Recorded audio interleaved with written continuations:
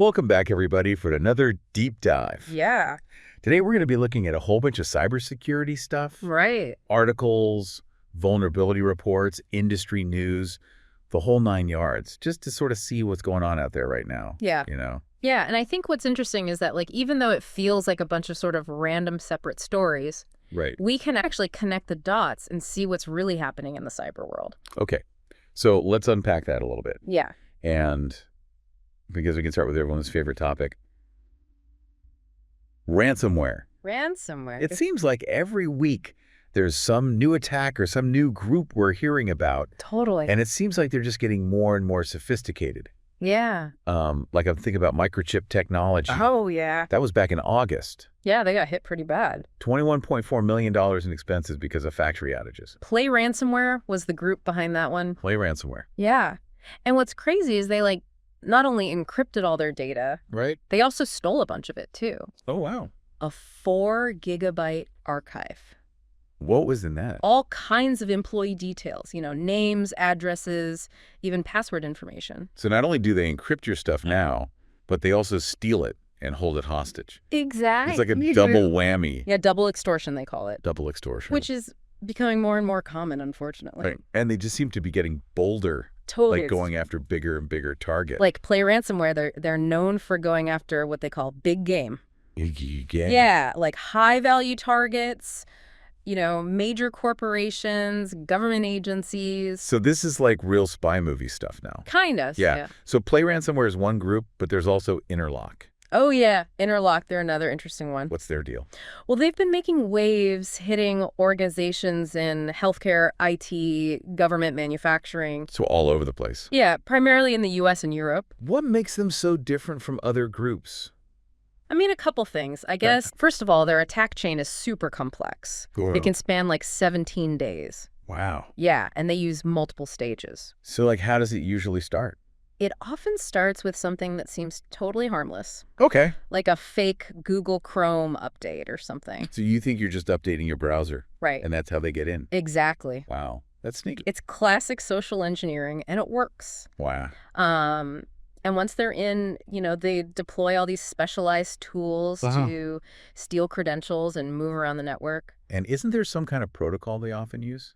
Oh, yeah. Remote Desktop Protocol. RDP? RDP. Yeah. It's basically like a backdoor that lets them remotely control your computer.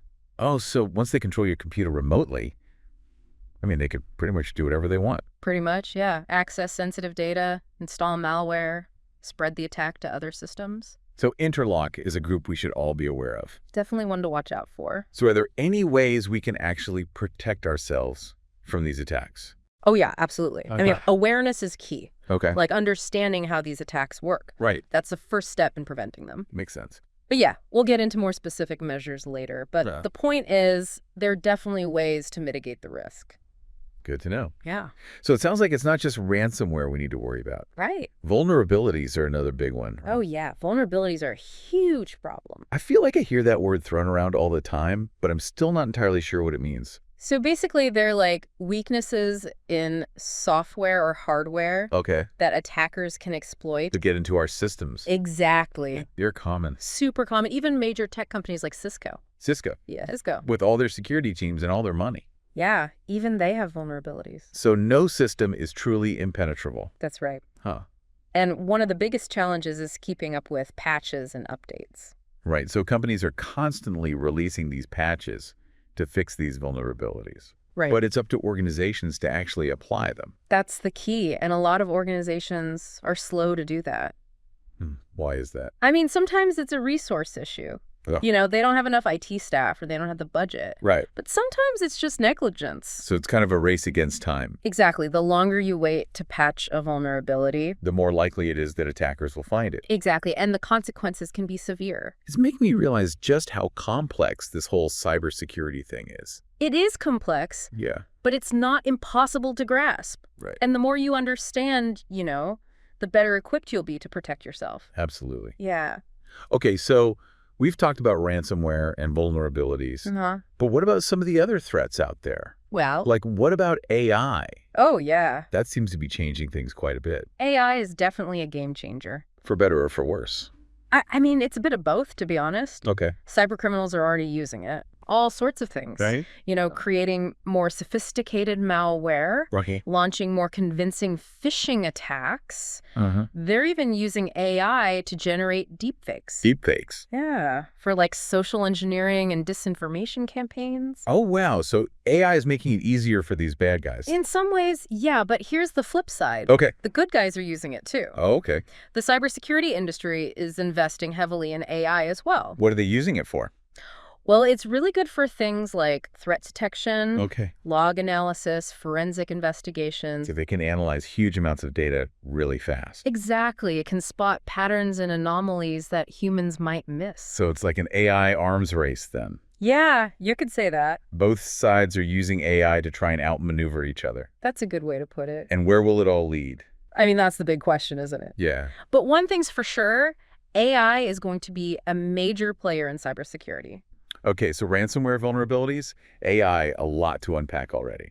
But we can't forget about one of the oldest tricks in the book. Oh, yeah. Phishing. Good old phishing. Right. Still Going strong. It might seem like old news compared to AI and all that, Yeah. but it's still one of the most effective attack vectors out there. Totally. Why is that? Why is it still so effective? Yeah, I mean, don't most people know about those Nigerian prince emails by now? Yeah, but the thing is, phishing attacks have gotten a lot more sophisticated. Really? Oh, yeah, we're seeing some really advanced stuff. Like what? Like this campaign we've been tracking called Rhadamanthys.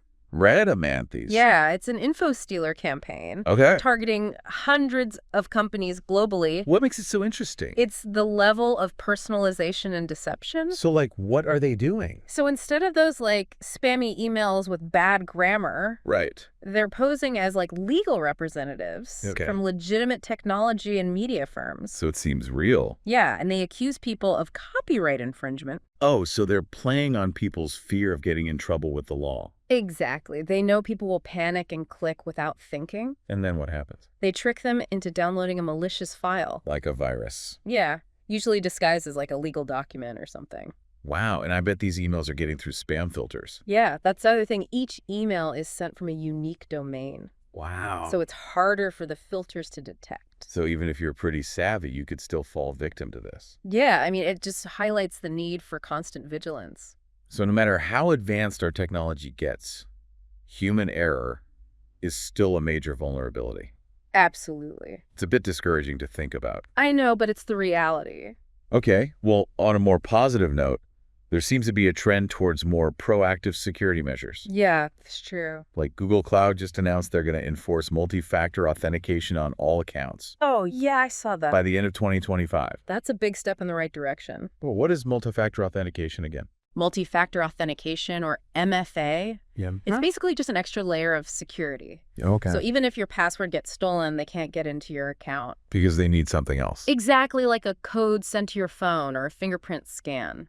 So it's like having two locks on your door instead of just one. Exactly. Makes sense. And it's great that a big company like Google is lighting the way. Totally. Hopefully others will follow suit. Yeah. Yeah, It seems like we're at a turning point in cybersecurity. I think so. Both the threats and the defenses are getting more sophisticated. It's a constantly evolving field. Well, on that note, let's take a quick break. Okay. And we'll come back and talk about what all this means for the average person. Sounds good. What practical steps they can take to protect themselves in this ever-changing digital world. Looking forward to it. All right, so we're back, and I'm really curious to talk about some practical things that people can do to kind of navigate this complex cybersecurity landscape. Yeah, it's interesting because we've talked about some pretty scary stuff, Right. sophisticated ransomware attacks, the rise of AI, but it doesn't have to be overwhelming. It feels a little overwhelming, to be honest. I know it can. Yeah. But the good news is you don't need to become a cybersecurity expert overnight. Okay, yeah. It's more about just understanding the basics, Okay. the key trends, and taking practical steps to protect yourself. So what are some of those practical steps? Well, one of the simplest and most effective things you can do is keep your software up to date. Oh, the updates, yeah. Yeah, all those update notifications that pop up on your computer, your phone. I usually ignore those. I know a lot of people do, Yeah. but they're actually really important. Okay. So those are actually important. More important than you might think. Okay, why is that? Well, remember we talked about how attackers often exploit known vulnerabilities? Right. Well, those vulnerabilities are often patched by software developers. Through updates. Exactly. So those updates you're ignoring, they often contain those crucial security patches. Oh, okay. Right. So it's like leaving your front door unlocked. Pretty much. You're just making it easier for the bad guys. Exactly. And it's not just about your computer either. It's not. It's your phone, your router, your smart home devices, anything connected to the internet. All those little Internet of Things devices. All of them. Every unpatched device is a potential entry point for attackers. So patching is like the foundation. It's the foundation of good cybersecurity hygiene. Okay, so what else can we do to strengthen that foundation? Well, another essential element is multi-factor authentication. Oh, yeah. MFA. MFA. We talked about that with Google Cloud. Exactly. They're making it mandatory for all accounts by the end of 2025, which is great. It is great. MFA is one of the most effective ways to prevent unauthorized access. Even if your password is stolen. Even if your password is stolen. Which is very possible these days. Especially with all these sophisticated phishing campaigns going around. Right, but with MFA, even if they get your password, They still can't get in. they can't get in because they need that second factor. Exactly like that code sent to your phone or a fingerprint scan. It's like that double lock analogy. Exactly. Even if they pick the first lock, they're still stuck. That's the idea. And you mentioned that most online services offer MFA now. Yeah, most banks, email providers, social media platforms, pretty much everyone offers it now. So there's really no excuse not to use it. Not really. It's usually a simple setting you can enable in your account settings. So go check your settings, people. Absolutely. It takes like 2 minutes and it can make a world of difference. So we've got patching and we've got MFA. What about AI? AI, yeah, that's a big one. Where do we even begin with that? It's definitely a game changer, and it's something we all need to be aware of. Right. Like we talked about earlier, attackers are already using it for all sorts of nefarious purposes. Like creating super malware and phishing attacks that can fool anyone? Exactly. And deep fakes that are becoming increasingly realistic. It's pretty scary, to be honest. It is. It's like something out of a sci-fi movie. Yeah. But it's not all doom and gloom. Okay, good. Because the cybersecurity industry is using AI too. Oh, yeah. We're using it to fight back. How so? Well, AI-powered tools can analyze huge amounts of data incredibly fast. Right. So we can detect threats and respond more effectively. So it's kind of like an ongoing battle then. Yeah, constantly evolving. Both sides using AI to try and outsmart each other. It's a cat and mouse game for sure. And who's winning? Hard to say. It's a constant back and forth. But AI is definitely here to stay. Oh, yeah. It's going to play a major role in cybersecurity for the foreseeable future. Okay, so AI is a wild card. Yeah, big wild card. But even with all this fancy technology, it's easy to forget about some of the oldest tricks in the book. Just like phishing again. Phishing, exactly. Good old phishing. It's not going anywhere, is it? Nope. Still one of the most effective ways to compromise systems and steal data. We talked about the Rhadamanthys campaign earlier. Right. They're using some pretty sophisticated techniques. Very sophisticated. Personalized emails, unique domains, multi-stage attacks. It's not your average Nigerian prince scam anymore. No kidding. Yeah. So how do we protect ourselves from this stuff? Well, awareness is key. Awareness. Yeah, we need to educate ourselves about how phishing works. Right. What red flags to look for in emails. Right. What to do if we think we've been targeted. So basically, don't click on links from people you don't know. Exactly, and be wary of attachments. Especially if they're unexpected. Yeah, if something seems too good to be true, It probably is. it probably is. So trust your gut. Yeah, if something feels off about an email, Don't click it. don't click it. Better safe than sorry. And if you're ever unsure, Reach out to your IT department or your security team. they can help. They can investigate and advise you. So we all need to work together on this. Cybersecurity is a team effort. It really is. It's a shared responsibility. Okay, so we've talked about a lot of practical advice today. Yeah, we've covered a lot of ground. But I'm curious about your thoughts on the bigger picture. The bigger picture. Yeah, where is all of this heading? That's a big question. It is a big question. What does the future of cybersecurity look like? So we've talked about all these specific threats, and we've got some practical tips. Right. I kind of want to zoom out a little bit now. Okay. Look at the bigger picture. The big picture. Where's all this heading? That's the million-dollar question, isn't it? It is? I mean, one thing that's becoming super clear is that those lines between the physical world and the digital world, Yeah. they're getting blurrier and blurrier. What happens online doesn't just stay online anymore. Exactly. Like we saw with Microchip Technology. Oh, yeah. Cyber attack leads to factory outages. Real-world consequences. Millions of dollars lost. Absolutely. And then there were the outages in the Washington state court system. Right, and we still don't know for sure what caused those? Right. They haven't confirmed it was a cyber attack, but they haven't ruled it out either. Exactly. But it just goes to show how much we rely on digital infrastructure these days. For everything. For everything. And how vulnerable we are. It's a wake-up call, for sure. Yeah, it's a little unsettling. I know, but it's the reality we live in. So as technology keeps advancing, are things just going to get worse? Oh, the stakes are definitely getting higher.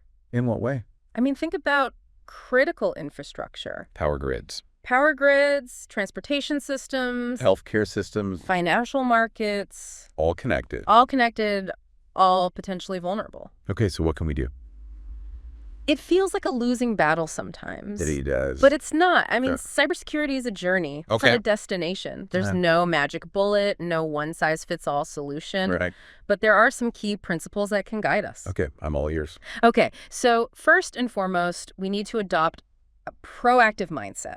Proactive. Proactive, yeah. Instead of just reacting to attacks, we need to anticipate them, put measures in place to prevent them from happening in the first place. To be on the offensive.